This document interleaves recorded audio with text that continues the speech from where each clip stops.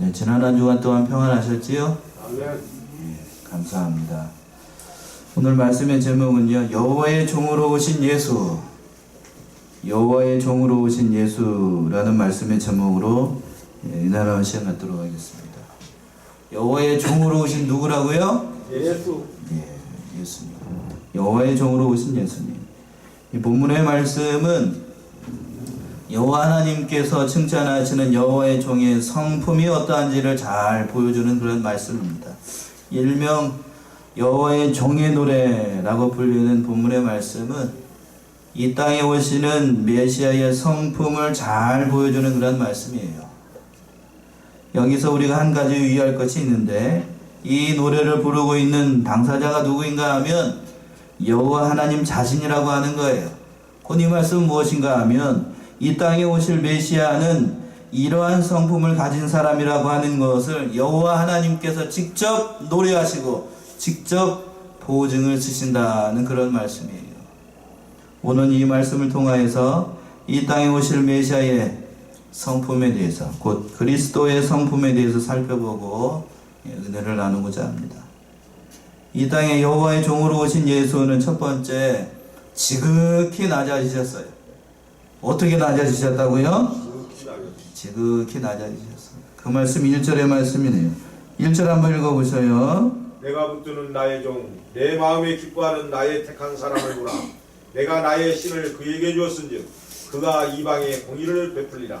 예, 하나님께서는 만민 가운데서 택한 백성을 구원하기 위해서 세우실 그 메시아에 대해서 세 가지로 말씀을 하고 있는 거예요.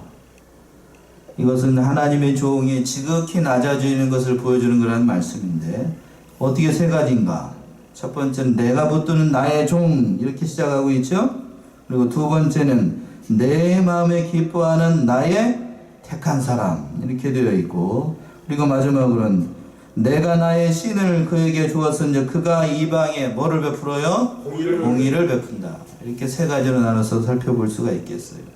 첫 번째 재미있는 것이, 재밌다기보다는 놀라운 말씀이 뭐냐 하면, 메시아가 내가 붙드는 나의 뭐라고요? 아들 아니에요. 뭐라고요? 종이라고 되어 있어요. 이 말씀이 중요해요. 여기서 참으로 놀라운 것이 메시아를 나의 종으로 부르고 있다는 거예요. 하나님께서. 우리가 알아야 될 것, 메시아 곧 이 땅에 오신 그리스도는 결코 종이 아니에요. 종이 아닌 그런 분을 종이라고 부르고 있어요. 하나님의 종일 수 있는가? 메시아가 하나님의 종일 수 있는가? 그렇지 않아요. 모든 면에서 하나님과 동등한 권리를 가지고 있고 동등한 영광과 존귀를 가지고 계신 분이 하나님께서 세우신 메시아이고, 이 하나님께서 세우신 메시아는 성자 누구지요? 성자 하나님. 삼위일체 가운데 두 번째 위이신 삼위일체 하나님 중에 한 분이시고, 모든 권리에 있어서 모든 영광에 있어서 동등하신 그분을 하나님께서 부르실 때에 아들이라고 부르지 않고 지금 여기서 뭐라고 부르고 있어요? 내가 붙드는 나의 종이다 라고 얘기하고 있어요. 왜 성자 하나님을 갖다가 이 땅에 보내실 메시아를 갖다가 종이라고 불렀을까? 그것은 그리스도께서 하나님의 택한 백성을 죄에서 구원하기 위해서 스스로 낮아지시고 종의 형체를 취하시고 하나님 앞에서 자기 자신을 지극히 낮추셔서 이 모든 일을 순종하시는 예수 그리스도의 성품을 잘 보여주는 그런 말씀이에요. 마태복음 20장 28절 한번 찾아서 한번 읽어보세요. 예수님께서 어떻게 이 땅에 오셨을까? 무엇을 위해서 이 땅에 오셨을까? 하는 것이 잘 나타난 말씀이에요. 마태복음 20장 28절.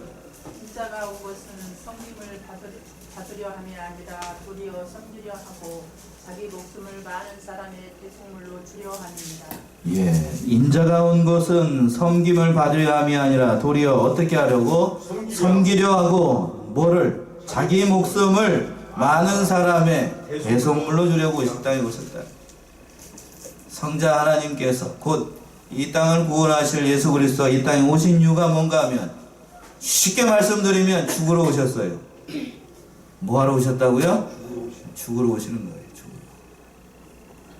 하나님은 죄의 종로로 타고 있는 택한 백성들, 그 백성들을 구원하기 위해서 성자 하나님을 종으로 보내셔서 그 백성들을 구원할 그런 계획을 세우셨다는 거예요. 그래서 내가 붙드는 나의 종, 이렇게 부른 겁니다. 두 번째 중요한 특징이 내 마음에 기뻐하는 나의 택한 사람이다 라고 얘기하고 있어요. 여기서 내 마음에 기뻐하는 자라 라고 하는 것은 하나님께서 그 성자 하나님을 지극히 사랑한다는 것을 잘 보여주는 말씀이에요.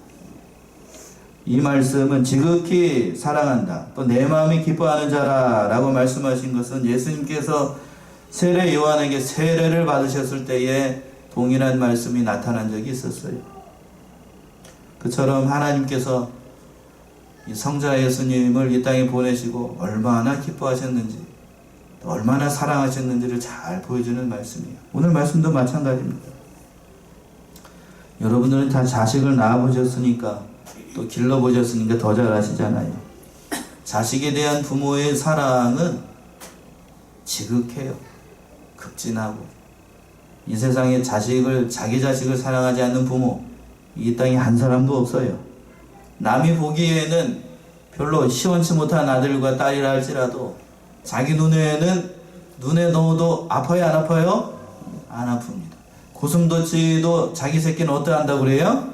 이쁘다라고 얘기하는 것처럼 내 눈에는 별로 다른 사람 눈에는 별로 시원찮지 않아도 내가 낳은 자식이기 때문에 이뻐하고 사랑하는 거예요.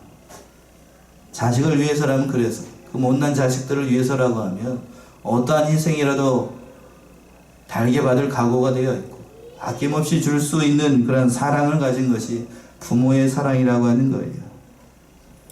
이런 부모의 자식에 대한 사랑은 하나님이라고 해서 예외일까요? 예외가 아닐까요? 아니에요. 우리가 자식을 사랑하는 것은 누구로부터 그 사랑을 받았기 때문에요? 하나님으로부터 그 사랑을 받았기 때문에 자식을 사랑하는 거예요. 성자 하나님이 어떠한 분이에요? 하나님의 독생자입니다. 독생자. 독생자라는 게 뭐지요? 하나밖에 없는 아들이라는 거예요. 그 하나밖에 없는 아들을 사랑하시지 않을 하나님이 아니에요. 그런데 그 사랑하시는 아들을 누구를 구원하기 위해서, 택한 백성을 구원하기 위해서, 곧 저와 여러분을 구원하기 위해서, 나를 구원하기 위해서 이 땅에 대속물로 보내시고 모든 것을 아끼지 않고 보내셨던 분이 우리 성부 하나님이셨습니다. 로마서 8장 32절에 잘 표현하고 있는 말씀이에요. 로마서 8장 32절 한번 읽어보셔요. 자기 아들을 아끼지 아끼고 우리 모든 사람을 위하여 내어주시니가 어찌 그 아들과 함께 모든 것을 우리에게 은사로 주지 아니하시겠느냐. 예, 아들을 아끼지 아니하시고 우리 모든 사람 위하여 내주신 그 분께서 어찌 아들과 함께 우리에게 다른 것을 은사로 주시지 않겠느냐라고 말씀하시는 거예요. 이게 뭘 얘기를 하겠어요? 성부 하나님께서 우리를 곧 죄악 가운데 허덕이고 있는 저와 여러분들을 얼마만큼 사랑하는지, 하나님의 사랑이 어떠한지를 잘 보여주는 그런 말씀이에요. 과격하게 표현을 한다라고 하면 성자 하나님보다 누구를 더 사랑하신다? 누구를요? 나를 더 사랑하신다는 거예요. 독생자보다 하나님의 영광과 존귀와 모든 것이 동일하신 그 성자 하나님보다 그 하나님을 주고서라도 여러분들을 구원하는 것이 하나님의 사랑이라고 하는 거예요. 구원하기 위해서 누구를 이 땅에 보내셨어요? 예수 그리스도를 이 땅에 보내셨다는 거예요. 그 예수님을 이 땅에 보내셔가지고 세 번째 특징이 뭐냐면, 내가 나의 신을 주어 이방에 뭐를 베푼다고요? 공의를 베풀겠다라고 말씀하고 있어요. 여호와 하나님은 자신의 신, 여기서 자신의 신은 성령을 가리키는 겁니다. 성령을 보내셔가지고 그 그리스도를 통하여서 이방에 공의를 베풀겠다라고 말씀하고 있어요. 여기서 이방에 공의를 베푼다라고 하는 것은 심판하신다는 것이 아니고 그 예수를 통하여서 하나님께 가는 구원의 진리를 이방 사람들이 알도록 은혜를 베풀겠다는 그런 말씀입니다. 그리스도는 이 세상에 오셔가지고 다른 것으로 사람을 구원하시는 것이 아니라 성령 하나님을 통하여서 곧 진리를 통하여서 이 택한 백성들을 구원하신다는 그런 말씀입니다. 성부 하나님은 그리스도를 이 땅에 보내셨고 그리스도는 성령 하나님을 통하여서 이 모든 구원의 역사를 이루어 나간다는 그런 말씀입니다. 그리고 두 번째 이 땅에 오신 예수님은 그리스도는 어떠한 성품을 가졌는가 한없이 겸손하셨습니다. 그 말씀이 2절의 말씀이네요. 2절 한번 읽어보셔요. 그는 외치지 아니하며 목소리를 높이지 아니하며 그 소리로 거리에 들리게 아니하며. 예, 겸손하신 우리 예수님의 성품이 잘 묻어나는 말씀이에요. 그는 뭐하지 않고 첫 번째 외치지 않고 또 뭐를 높이지 않아요? 목소리를 높이지 않고 그 소리를 어디에 들리지 않게 한다? 거리에 들리지 않게 한다는 거예요. 여기서 외치지 않고 목소리를 높이지 않고 그 소리를 거리에 들리지 않게 한다는 것은 그리스도께서 하나님의 일을 대행하는 종으로서 자신을 주목하지 않고 자신에게 모든 영광이 돌아오지 않도록 한다는 그런 말씀입니다. 진실로 우리 예수님은 이 땅에 오셨을 때에 주어진 사명을 감당하면서 철저하게 겸손하셨습니다. 우리가 잘 아는 것처럼 그리스도께서는 행하신 일을 할 때에 세상의 모든 택한 백성을 구원하는 그런 엄청난 일을 감당을 하신 거예요. 그런데 그 엄청난 일을 하심에도 불구하고 자신을 영웅으로 만들지 않고 세상 사람들로부터 관심을 받는 것이 아니라 오직 누구에게만 영광이 돌아가도록 하셨어요? 성부 하나님에게만 영광이 되도록 모든 영광을 아버지께 돌리면서 자기는 종과 같이 그 역할을 잘 감당했다라고 하는 거예요. 여기서 우리가 생각해 볼 것은 우리 자신들입니다. 여러분들은 어떤 일을 할 때에 다른 사람들한테 동네방네 떠들면서 일을 할 때가 많아요. 나 이렇게 잘했어요. 무슨 선한 일을 하게 되면 어떤 사람이 뭔 선한 일을 했어요. 교회에 뭐 열심히 출석을 하고 또 잘했으면 뭔가 하나님께서 나에게 뭘 주시지 않을까, 좋은 선물을 하나님께서 주시지 않을까, 그런 기대로 살아갈 때가 많은데 우리 예수님은 인류를 구원하는 그 엄청난 일을 했음에도 불구하고 자기 자신은 낮아져서 종과 같이 되고 누구만 높아지게? 성부 하나님만 높아지게 했어요. 그러나 우리는 인생은 그렇지 않아요. 교회에서 조금만 믿음이 좀 낫다라고 생각하게 되면 내가 나오기가 쉽고 나 자신이 나오기가 쉽고 겸손하지 않고 교만한 가운데 나아갈 때가 얼마나 많은지 우리 자신의 믿음이 그렇다라고 하는 거예요. 참, 우리 자신이 어떠한 자세로 이 하나님의 일을 잘 감당하게 할 것인가. 그리스도의 제자라고 하면서도 여전히 겸손하지 못하고 나를 내세울 때가 많고 진실로 하나님의 그 사명을 맡은 종으로서 역할을 하는 것이 아니라 주인으로서 행사하려고 하는 이러한 믿음을 봤을 때 우리 자신을 돌아보는 그러한 시간이 되셔야 됩니다. 그리고 세 번째는 어떠한 것인가? 긍휼이 무한히 풍성하신 분이라는 것을 보여주고 있어요. 그 말씀이 3절의 말씀이에요. 3절 한번 읽어보세요. 상한 갈대를 꺾지 아니하며 꺼져가는 늑불을 끄지 아니하고 진리로 공의를 베풀 것이며. 예, 세 번째 하나님의 종의 특징은 상한 걸대를 어떻게 하지 않고 꺾지 않고 꺼져가는 등불을 어떻게 하지 않고 끄지 아니하고 진실로 정의를 시행하시는 그런 분이라고 하는 거예요. 이것은 하나님의 종이 이 땅에 오시는 그리스도가 긍휼이 무한히 풍성하시는 분이라는 것을 잘 보여주는 말씀입니다. 여기서 갈대라고 하는 거는 연약한 우리 인생을 비유적으로 표현을 한 겁니다. 우리 인생은 조그마한 시련을 만나게 되면 넘어지기를 잘 합니다. 연약한 갈대예요. 그것을 비유를 하는 겁니다. 특별히 또 본문의 말씀에서 보게 되면 그냥 갈대도 아니고 무슨 갈대? 상한 갈대라고 했으니 연약하면서 또 상처를 잘 받아요. 뭐를 잘 받아요? 상처를 잘 받아가지고 누가 무슨 말을 하거나 옆에서 어떤 사람이 옆에서 한번 꾹 찔러보게 되면 넘어져가지고 일어날 생각을 안 해요. 일어날 생각을 해요. 그것이 우리네 인생이라고 하는 거예요. 또 등불이라고 얘기를 했는데 등불이라고 하는 것은 우리 인간의 생명을 비유로 한 겁니다. 등불은 등불인데 또 어떠한 등불이라고 그랬어요? 꺼져가는 등불. 그러니까 우리네 생명이 죄악 때문에 죄 때문에 금방이라도 어떻게 될 것 같은 꺼질 것 같은 금방이라도 꺼질 것 같은 비참한 우리의 인생의 모습을 비유로 한 겁니다. 진실로 우리 모든 인생들은 상한 갈대와 같고 또 뭐 같아요? 꺼져가는 등불과 같은 그러한 존재라는 거예요. 그런데 우리 하나님은 그 종을 통하여서 우리를 구원할 때에 상한 갈대를 꺾지 아니하시고 꺼져가는 등불을 끄지 않는다라고 말씀을 하고 있어요. 하나님의 오심은 이 땅에 오신 목적이 죄로 말미암아 소망이 없는 우리 인생들을 구원하시기 위해서 오셨기 때문에 이렇게 말씀을 하시는 거예요.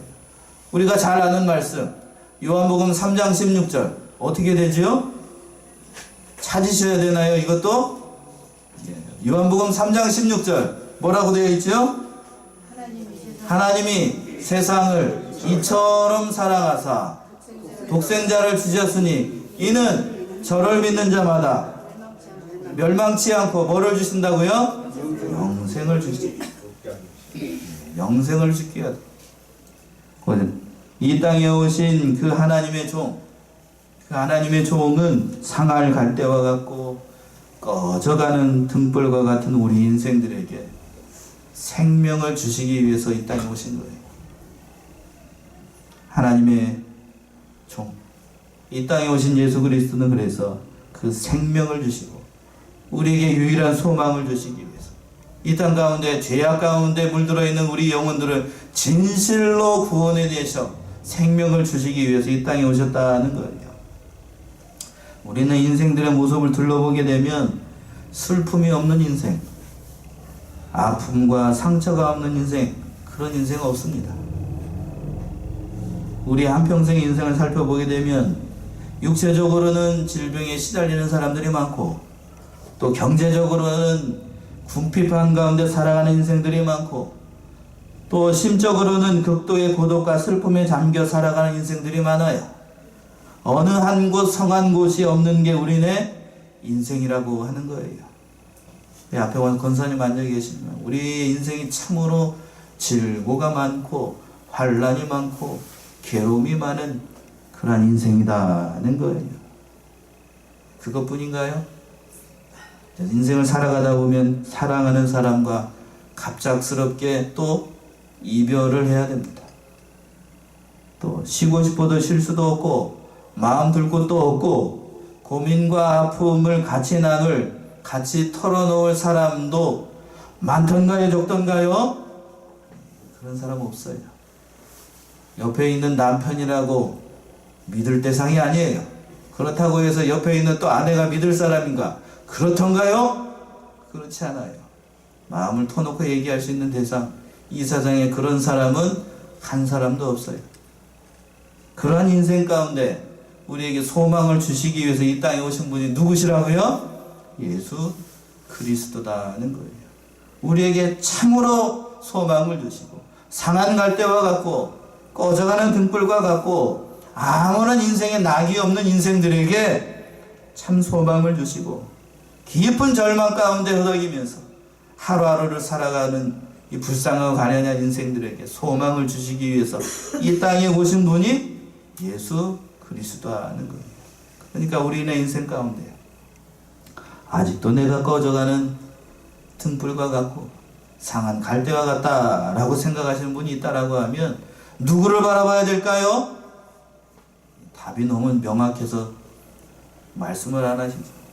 누구를 바라봐야 돼요? 예수님을 바라봐야 합니다.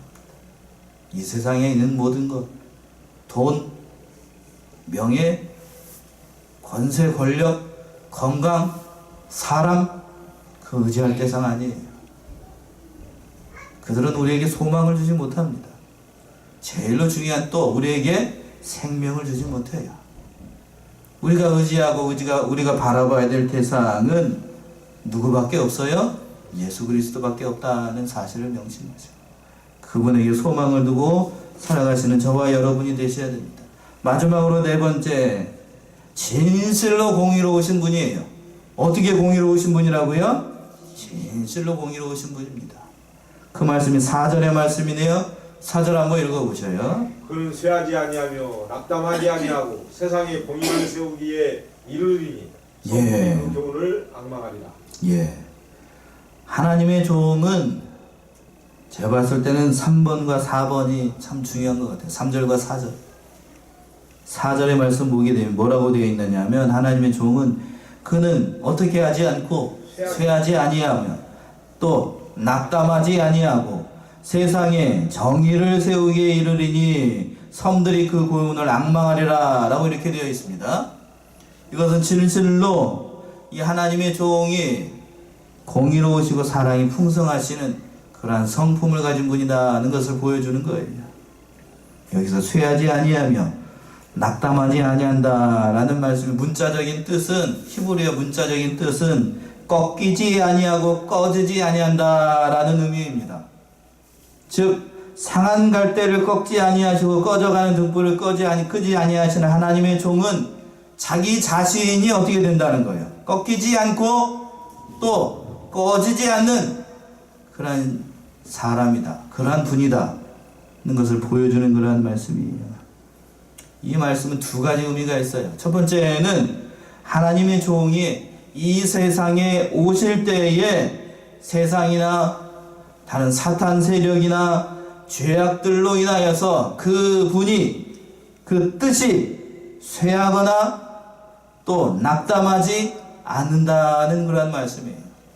진실로 우리 예수님께서 이 땅에 오셨을 때에 그리스도의 일을 해방하기 위해서 세상 권력과 사단의 세력들이 그 그리스도의 구속을 해방하기 위해서 수없이 도전을 했습니다.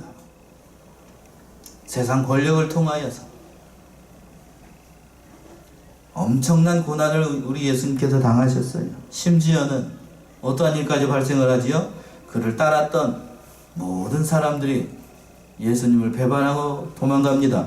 심지어는 3년 동안 애써서 키웠던 누구들까지? 제자들까지 예수님을 부인하고 도망가요.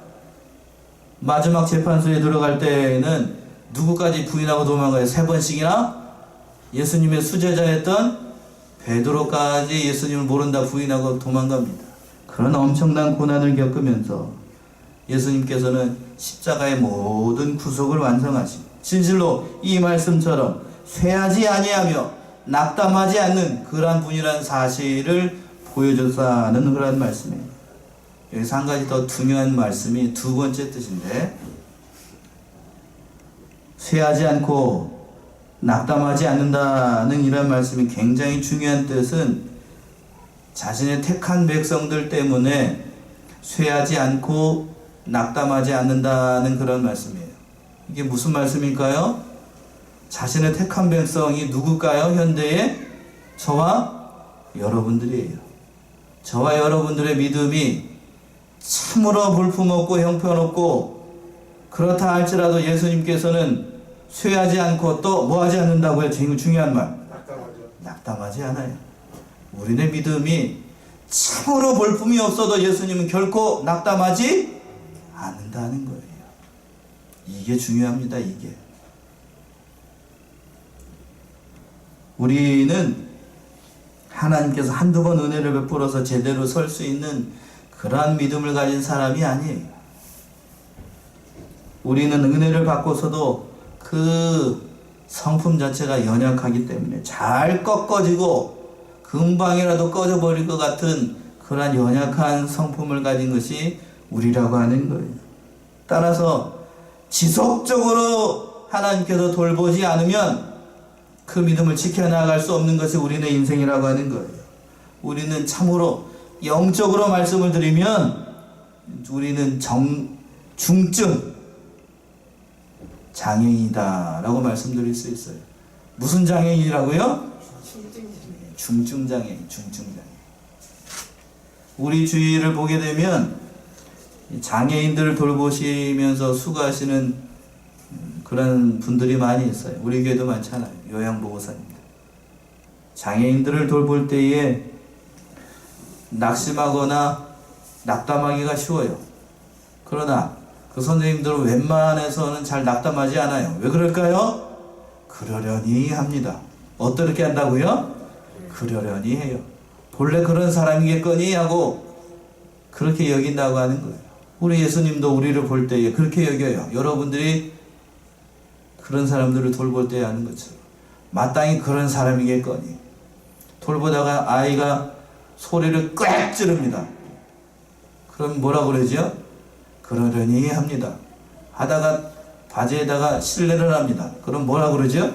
욕하나요? 물론 욕하시는 분들도 있어요. 뭐라 어떻게 생각을 하죠? 똥을 다 치우면서 얘기하죠. 아이고야. 그걸 다 치우면서 얘기를 하죠. 뭐라고요? 그러려니 합니다. 우리 예수님께서 우리네 인생들의 믿음 없는 것을 보고 어떻게 여기실까요? 그러려니 합니다. 그러려니. 낙담하지 않는다고요. 예를 들어서 설명하면 헬란 켈러라고 하는 분 아시나요? 아시지요? 헬란 켈러를 돌봤던 설리반 선생님이라고 아세요? 헬란 켈러가 있기까지는 설리반 선생님이라고 하는 그분이 있었기 때문에 헬란 켈러가 있을 수 있었어요. 헬란 켈러는 말 그대로 보지도 못하고 듣지도 못하고 보고 듣지를 못하니까 뭣도 못할까요? 말도 못해요. 그러한 사람을 하나의 완전한 인격체로 만든 사람이 설리반 선생이었어요. 헬란 켈러가 소천을 할 때에 자기 인생 가운데서 가장 큰 행운은 첫 번째 누구를 만난 것이라고 그랬냐면 하나님을 만난 거고, 두 번째는 누구를 만난 거라고 그랬을까요? 설리반 선생을 만난 거라고 합니다. 우리네 인생 가운데서 마찬가지예요. 우리네 인생 가운데 가장 큰 행운은 우리 인생 가운데도 누구를 만난 것? 하나님을 만난 거예요. 하나님을 만난 거. 우리는 하나님께서 돌보지 않으면 이 헬란 켈러와 같이 넘어지기를 잘하고 토라지기를 잘하고 그러한 인생이라는 것을 아셔야 돼요. 목사님께서 어떻게 그런 얘기를 하시나요? 어떻게 우리를 그런 식으로 비유를 하나요? 서운하신가요? 영적으로 우리는 그렇습니다. 저도 마찬가지고 하나님 입장에서 봤을 때에는 우리는 넘어지기를 잘하고 삐지기를 잘하고 토라지기를 잘하고 섭섭한 마음이 들게 되면 아주 그냥 여러 그런 믿음에 빠질 때가 너무나도 많아요. 누구를 돌아볼 것이 아니라 자기 자신을 돌아봐야 된다는 거예요. 우리가 교회 생활을 할 때도 마찬가지입니다. 내 자신을 볼 때 실망할 때도 있고, 자, 옆에 있는 한번 성도님들 한번 보세요. 한번 보셔요. 옆에 있는 성도들을 볼 때도 실망할 때 있어요, 없어요? 없다고 얘기하시네? 있습니다. 그렇다 할지라도 실망하거나 오늘 말씀처럼 뭐 하지 말아야 돼요? 낭망하지 말아야 돼요. 뭐 하려니 생각을 해야 된다고요? 그러려니 해야 됩니다. 그러려니. 그것 때문에 우리에게 상처를 받으면 안 돼요. 우리 예수님께서 그런 마음으로 하루에도 몇 번씩 알 수가 없어요. 우리는 넘어지기를 잘하는 인생이기 때문에 하나님께서 예수 그리스도를 통해서 우리를 늘 붙잡아 주셔요. 우리는 인생들이 그렇다는 거예요. 우리 자신을 좀 돌아보시고 과연 하나님께서 우리를 어떻게 구원해내시고 어떠한 은혜를 베풀어 주셨는가를 깊이 깨닫고 참으로 하나님께서 나와 같은 자를 구원해내시기 위해서 이 땅에 예수님을 보내셨구나 하는 사실을 깊이 깨달아 나아가셔요. 그리고 중요한 말씀이 그 밑에 하반절에서 보게 되면 섬들이 그 교훈을 앙망하리라 라고 말씀하고 있어요. 이 말씀의 뜻은 뭔가 하면 예루살렘으로부터 멀리 떨어져 있는 그런 사람들도 예수 그리스도를 통하여서 구원의 진리를 발견한다는 그런 말씀입니다. 곧 저와 여러분들을 통하여서도 그 구원의 진리가 예수 그리스도가 구원의 진리라는 사실을 깨닫게 된다는 그런 말씀이에요. 예루살렘으로부터 이 대한민국은 가까이 있는 곳인가요? 멀리 있는 곳인가요? 멀리 있는 곳이에요. 예수 그리스도를 진실로 이 말씀처럼 이루어진 거예요. 우리 사랑하는 양문의 성도님들이 이 사실을 깊이 깨닫고 성탄의 계절이 가까우는 이 시간에 참 우리 이 땅에 오신 예수 그리스도의 성품이 어떠한 분이신지를 깊이 깨닫고 참으로 예수 그리스도를 더욱더 많이 의지하고 예수 그리스도를 바라봄으로 세상 모든 것들을 이겨나가시는 우리 사랑하는 성도님들 다 되시기 바랍니다. 기도하겠습니다.